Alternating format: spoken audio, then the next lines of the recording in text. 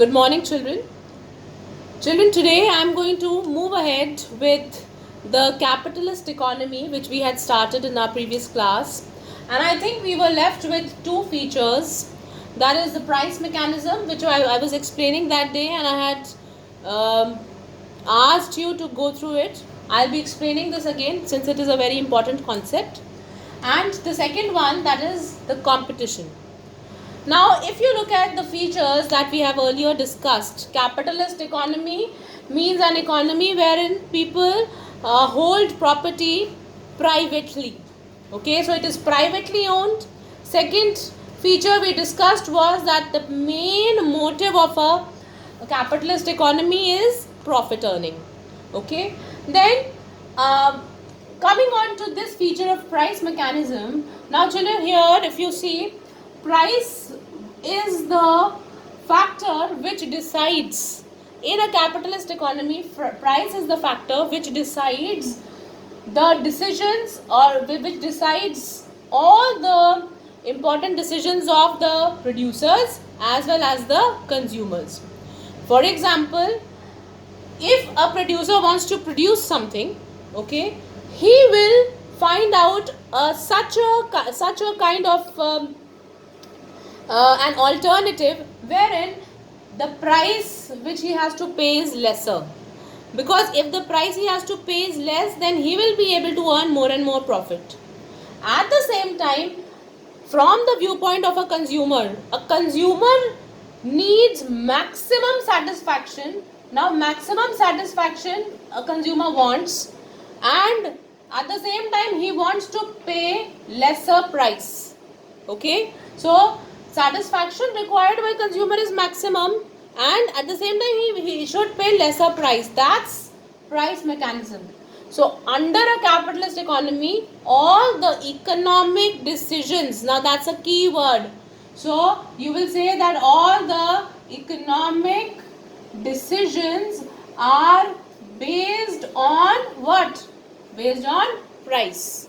The producers as well as the consumers, they depend on price to make all their economic decisions. Now, economic decisions like production, consumption, exchange, okay, all these. Coming on to the last point, that is competition. Now, in a capitalist economy or a market economy, there is a lot of competition among various firms. Okay, why? Because every person in a capitalist economy is free to produce anything. So everyone wants to produce so that he can earn more profit, and so there is a lot of competition. For example, if you look at a very simple example of, say, Maggi noodles. Okay, now noodles are in great demand, alright, and there is a lot of competition in the market. Even Maggi produces noodles, even YY produces noodles, Yippee noodles are there. So there are a lot of competitors. Why they are competitors? Because they want to earn more and more profit. So another feature of a capitalist economy is that there is a lot of competition. Okay, children. Now coming on to the next part, that is merits of a market economy. What are the advantages of having a market economy? Okay. Now we discussed that countries like USA, America, they all have market economy. Okay. So what is the advantage that these countries are having? First one is abundance of goods. Abundance of goods means that in a market economy, all the producers are producing things. Okay. And in the market, whatever is the demand of the consumer, that is matched with the supply. So if the consumers are demanding, for example, if the consumers are demanding more and more of Ruah Afza in the market, okay, so the producers are going to produce that amount of Ruah Afza. Okay, so it depends. The production of goods depends upon the demand of the customer. We also learned this, children, that in a market economy, consumer is the king. Alright. Now, best resource utilization. Another merit or an advantage of a market economy is that in a market economy, all the resources are utilized very nicely. Okay, why? Because many producers are there. Once many producers will be there, then all the resources will be utilized by someone or the other. Okay, so that is why we say that there is no wastage under the market economy. Whatever resources are there, there is no underutilization. Underutilization means that many times we see that the resources are not utilized at all. Then technological progress. Now if you look at the countries of the West, okay, they are technologically upgraded. Now the Wi-Fi speed which we are having at this time, these countries used to have it couple of years back. Okay, so this shows that this kind of economy is technologically progressive, meaning that once you aim at producing goods which are demanded by the customer, or once you are aiming at best resource utilization, best resources should be utilized. Once you aim at all these things, you need to have good technology. If, for example, there are no machines in America, will it be a superpower? Will it be a developed country? No. So, any capitalist economy or a market economy will be technologically progressive. So, it's again a merit that any market economy has got a significant technological progress. Now, as I discussed this particular feature of competition, in a capitalist economy, consumer has got a lot of choices. Okay, let me take a very simple example. If, for example, you want a pen to do your assignment, you go to a stationery shop and you say that, Bhaiya, give me a pen, a gel pen, okay, which writes a little longer. Okay, so he shows you a rupees 10 pen. Okay, then he shows you a rupees 50 pen also, that Terra Max pen which you people use and which you people all love to use. Okay, so rupees 50 and rupees 10, there is a lot of difference. Okay, now it is the choice of the consumer which product to buy. It is up to the consumer's decision that whether he wants to go for a rupees 10 pen or a rupees 50 pen.